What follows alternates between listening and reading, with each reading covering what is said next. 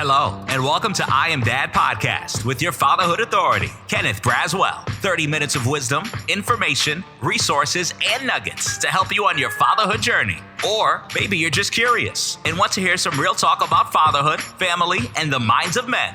Well, guess what? We got you too.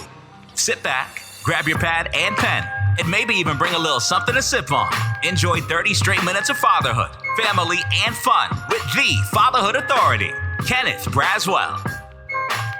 Welcome to I Am Dad Podcast. I'm your host, Kenneth Braswell. Thank you for joining us, right? Another Sunday morning as we bring you voices from around the country and even sometimes around the world talking about this thing we call fatherhood.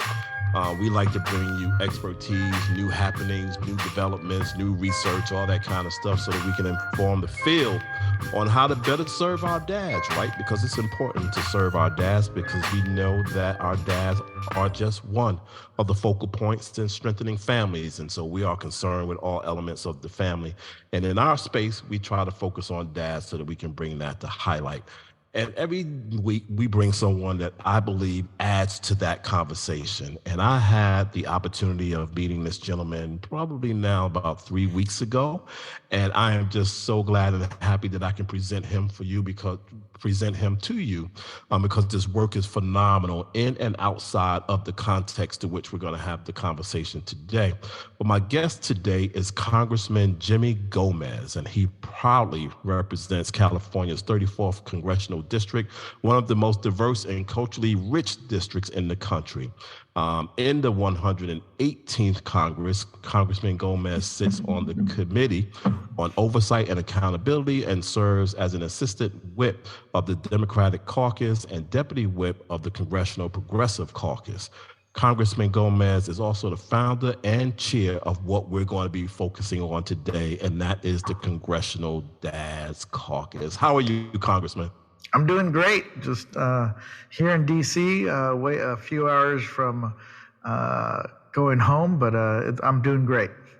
Well, as the old Baptist minister would say, I won't be before you long. I want to make sure that you get home and get back to your children.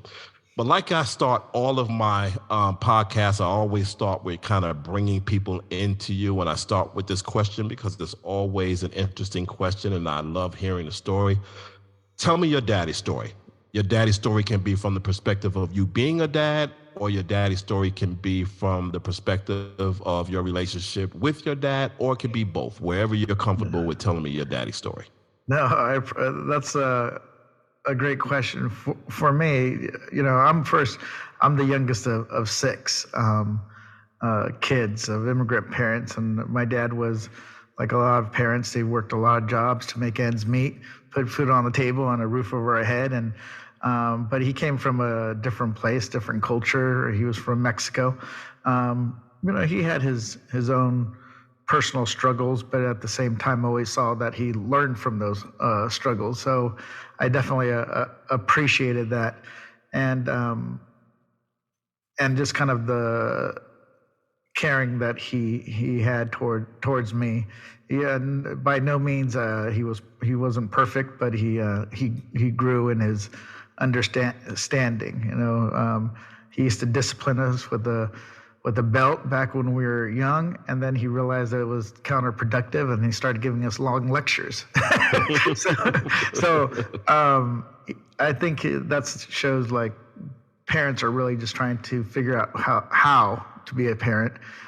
He learned a certain way from his parents, and he kind of wanted to. He first followed that model, and then he changed, right? So.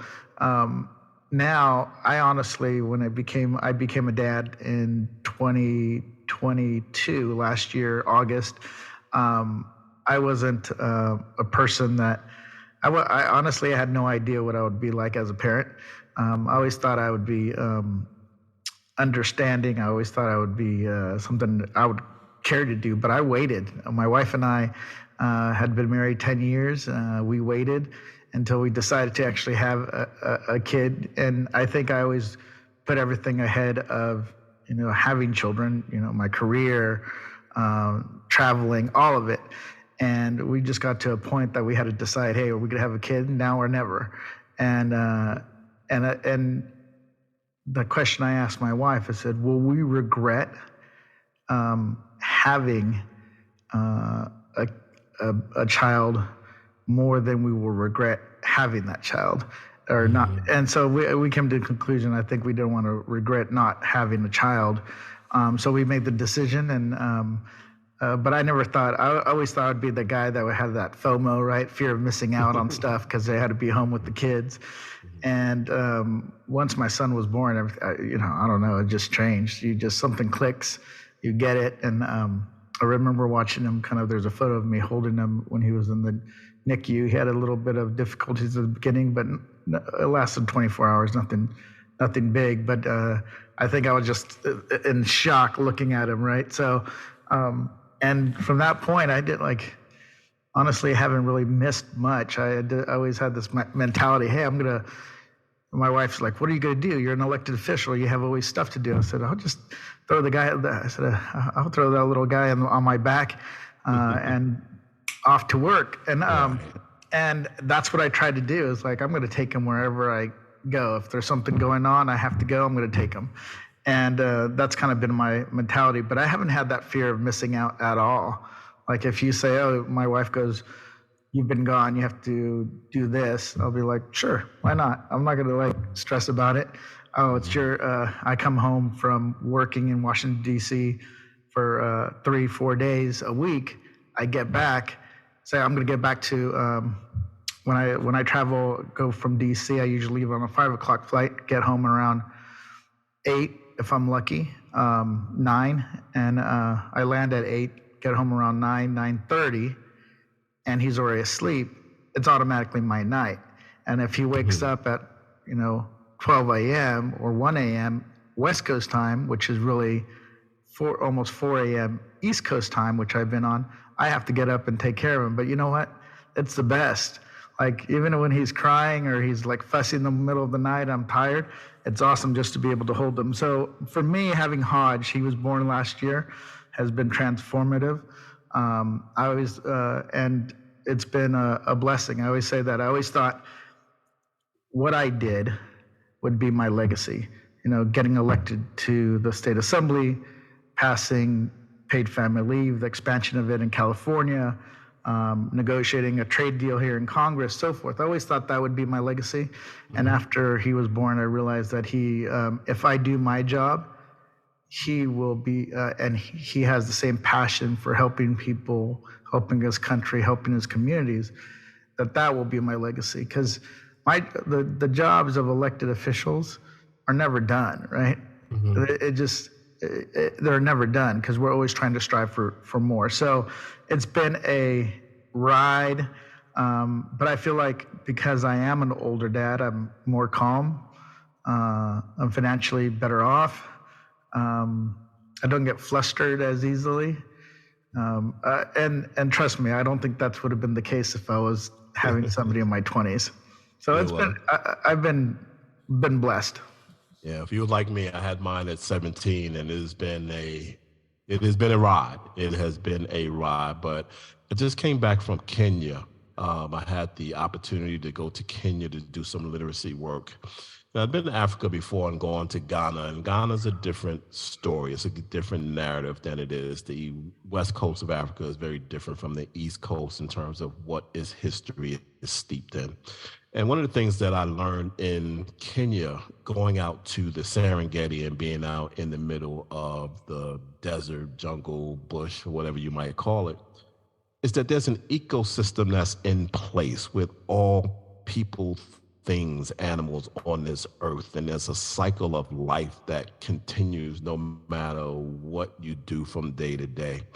And it actually showed me that I needed to be always conscious of the moment, right? Because the moment is what's important. So as you said, you can stress about, oh man, I just got back home on Tuesday, I gotta leave on Thursday, I gotta do this. And you start over analyzing your life and thinking about that you're not plugging in the spaces that need to be plugged in when you're just in the cycle of life. You're moving, you're doing your calling, and you're doing all these things, and all these things are aligned with respect to who you are And why? Because I really believe that our children are our why, right? Everything else is the what, but our children is the why. It's why we do what we do, which was what brings me to this whole notion of the Dads Caucus. I've been talking to people about this, Congressman, since that meeting.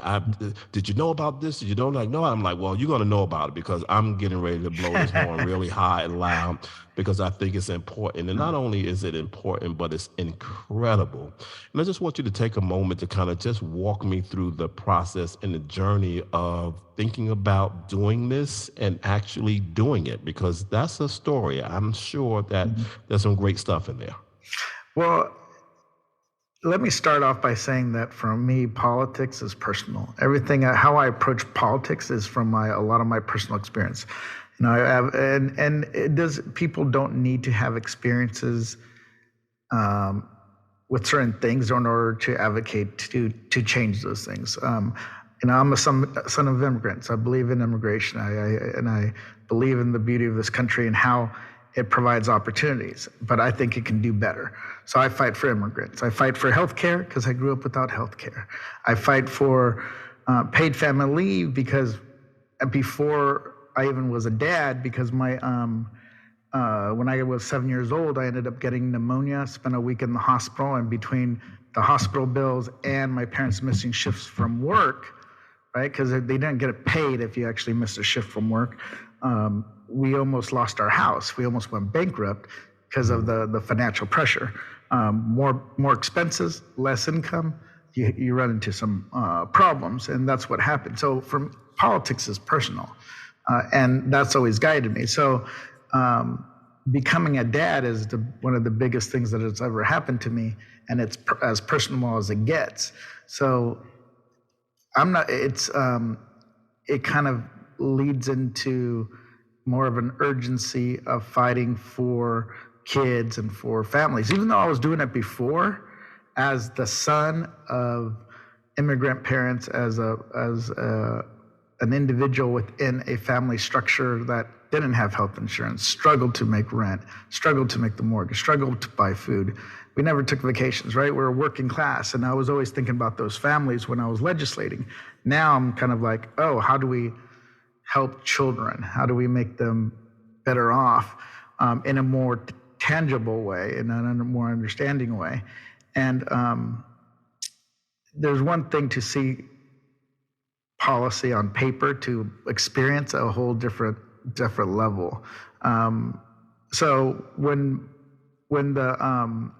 I was proud, and this is how kind of like the Dads Caucus came up.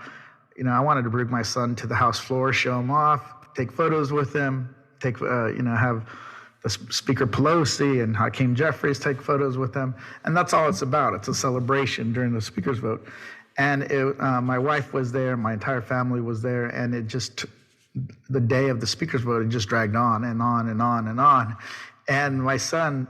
Like, I always wanted to make sure that he was outgoing. And remember, I said, wherever I go, he's going.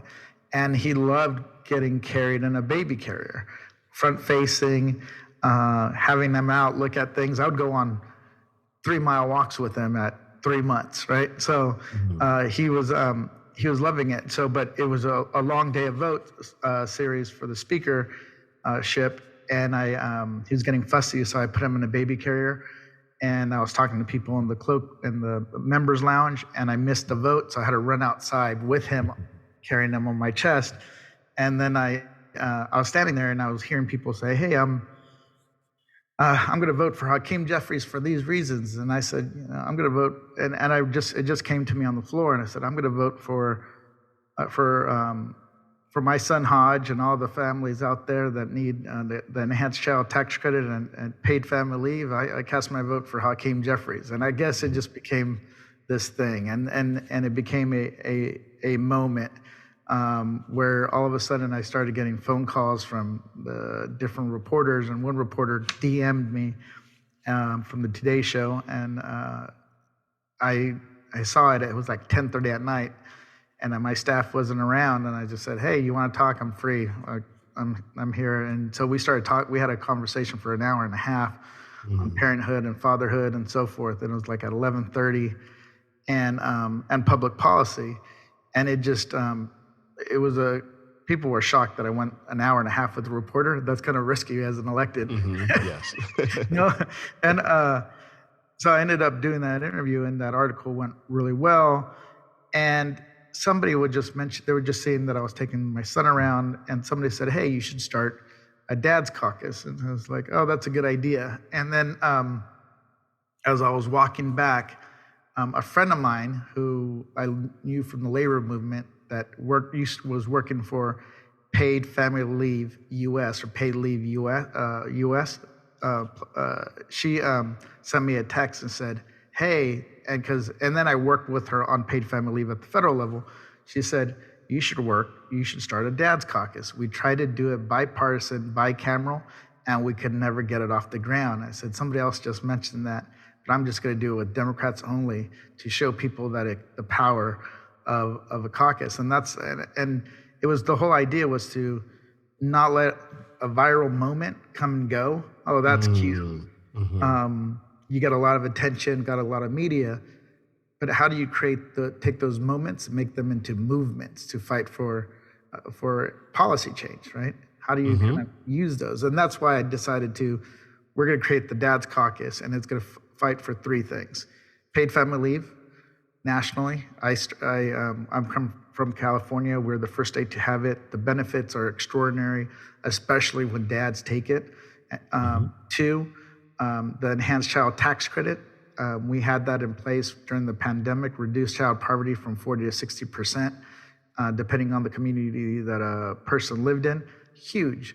And the last one was becoming a dad and trying to figure it out. Childcare, all of a sudden I was like, holy man, this stuff is expensive. So those were the three things. But then at the same time saying, how do we demonstrate to the American public, one, that dads need to do, like myself, need to do more stuff at home to help our spouses and in the halls of Congress. There's a concept called default parenting, right? That the mother's often the default parent. When a child gets sick, they take care of them. When they get sick and they have to leave school, the mother has to take time off of work. The mother has to be the one who takes them to a doctor's appointment. They have to do all this stuff. So we're trying to combat that notion of default parenting and default legislating. Here in Congress, if you're a woman and you're a mother, you're the one who's going to be fighting for paid family leave, not the dads. And it's kind of like, that was the mentality. Oh, they got it covered. And what I realized is like, no, we all have to have skin in the game. We all have to participate because we all have children, or we're children of parents, or we have siblings, you name it. We all have to be in the fight for these policies, not just women. It's not no such thing as these are women's issues, right? Or children's issues. No, this is about that. These are family issues. These are American competitiveness issues. So we started the Dads Caucus. We started off with 6 members. We're over 33 members now. We're growing. I haven't tried to ask for Republicans to join because Republicans do have a different view of the role of government in people's lives.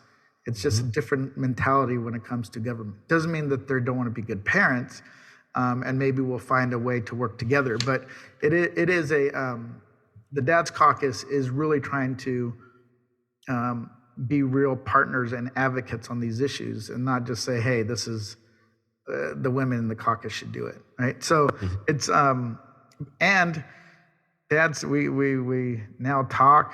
Like my son's coming to DC next week. I need to play pack and play or something, and I sent a message to the Dad Caucus thread, and somebody goes, okay, I got you. I have something, right? So it's like we're also acting as a support network. Absolutely, and that's important. I get the opportunity to, and I think I might have mentioned it to you, but probably didn't emphasize. I was talking to Gary Barker. He was my interview. I interviewed him yesterday, and we're talking about the reports. And before we got on, I said, man, I got to be honest with you. I said, I did something at that meeting that I'd never, ever do. And he said, what? I said, I was so nervous about everybody who was going to be at that meeting that I scripted what I wanted to say because I did not want to forget anything. And I sat there and I was reading it. And then when I was done with it, I just kind of felt like I didn't say anything I wanted to say. Like in the moment of the conversation, he's like, "What are you talking about?" He says, "What you said was phenomenal." I was like, I don't even remember what I said because I was reading it, and it's not what I do. I always speak from my heart when it comes from this.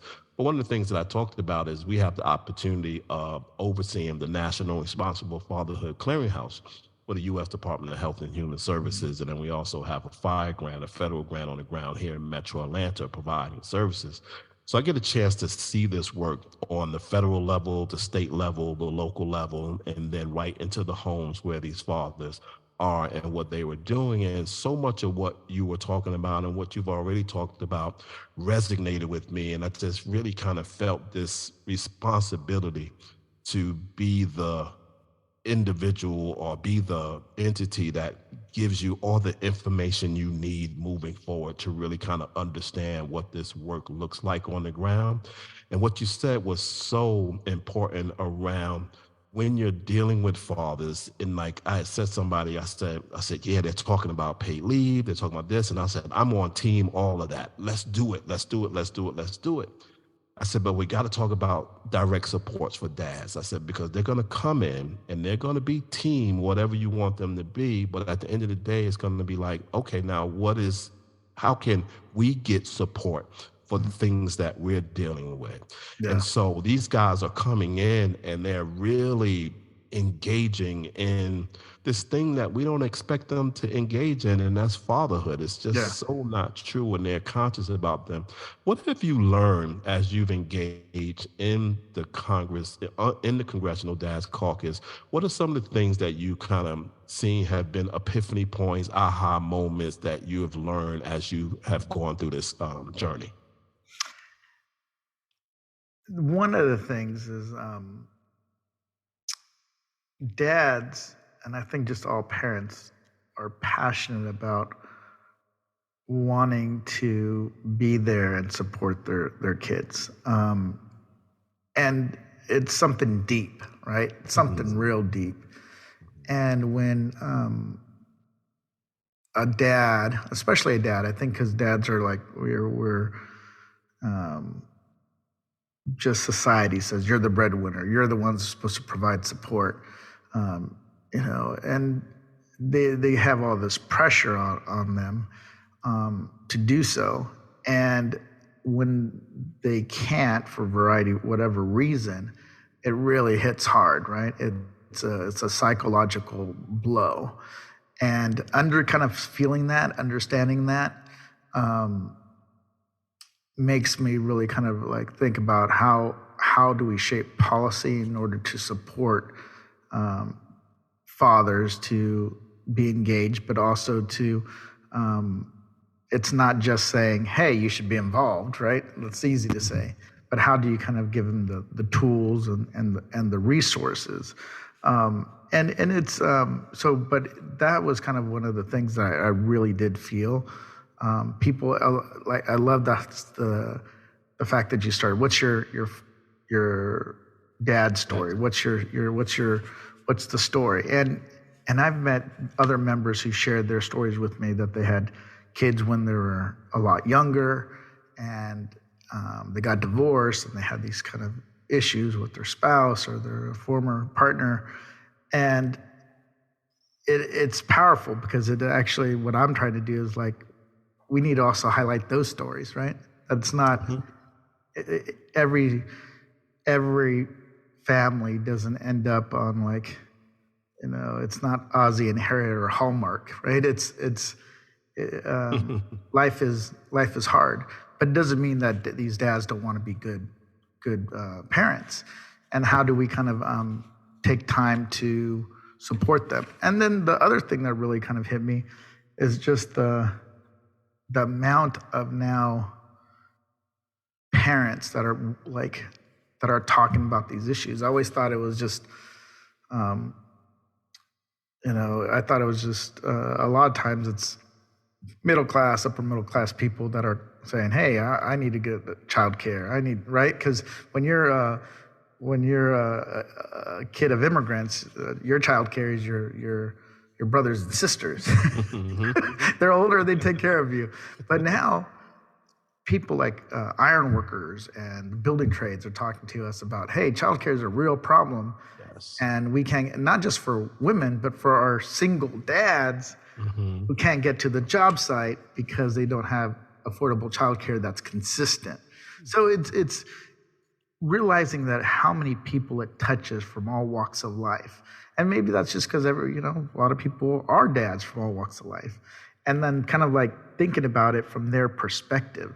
But so I would say those two things is, one, when a parent can't provide, when a parent is struggling, there is a psychological toll. And if you can help them kind of feel like, hey, I can do this, right? It's going to create positive change and an outlook. So, I heard some powerful stories that really moved me on that front, and it also caused me to reflect on my own parents. Right? They worked a lot of jobs. One of the things I was when I was a kid, I think I was I would say now upset about is my parents never came to teacher parent conferences or back to school nights, stuff like that. And I realized it's because they're trying to provide, right? They're working all the time. And sometimes kids also have to cut their parents a little bit of slack. Yeah, part of what I'm really happy about just listening to you talk about this, and that is the fact that stories humanize the subject matter, right? And that's so important when it comes to fathers, that we begin to humanize their experience, that it's not just, to your point, I don't want to be involved in my kid's life, which statistically is not true because 97% of all dads say that when their child is born, it's the best day of their lives. So they start out having that level of passion that you're talking about. But then life happens, right? Yeah. Life happens. And then you have to move along this cycle of life that I started talking about earlier. And sometimes that cycle of life doesn't lead you to the Father Knows Best story and Exactly. things that leads you somewhere else. What have you been most proud of since you began the Dads Caucus? I've been proud that one, just first my personal growth in being a dad, like kind of thinking about things. Proud that I've been able to want to engage, right? Like not engage. That I will for myself, it's personal growth is I love the fact that I'm a dad. I love the fact that my kid wants to come with me, or I want to bring him everywhere, and I'm going to bring him wherever I can. That's kind of and that has been the most rewarding. Then starting the Dads Caucus is making people talk about this issue, right? Dads and dads in Congress fighting on these issues. We never had that before, where it was a constant. Because here, it's somebody works on an issue for 20 years, like Rosa DeLauro. She's the champion of paid family leave, and if you're not on the right committee, you're not going to have a say, right? You're not going to have a say. And creating the Dads Caucus has created a platform for other dads who are brand new to Congress, don't have as much seniority or experience, or on the right committees to say, hey, I have a voice that I can lend, an experience I can lend to helping pass all these pieces of legislation. So I'm proud of that, and then keeping the dialogue going. I think that in some respects, the Dads Caucus has emerged at a time where there are podcasts like yours and other podcasts and organizations that are saying, hey, we do need to focus on fathers, their involvement, and making sure that they know that they should be speaking up, right? And then participating. I mean, there's dad meetup groups all over the place. There's different organizations that are coming up and about. So it is fascinating, but my job is hopefully is to keep this going, create the drumbeat for policy change, and then and get something done. So far, so good. It just sometimes it's hard to keep momentum, right? It's hard to keep going, but we're gonna do it. Yeah, the $100,000 question. I'm not dating myself. I heard about that show somewhere on TV or somewhere. How can we help you? What can the general public do to help you in the work that you are attempting to accomplish? How can we help? One of the things I want the general public to do is to talk about these issues, participate, tell their stories. Imagine if we had we did a campaign where we say we're going to have 10,000 men tell their fatherhood stories. Right? That would sharing those stories would help transform what it means to be a dad in America and a dad in the 21st century.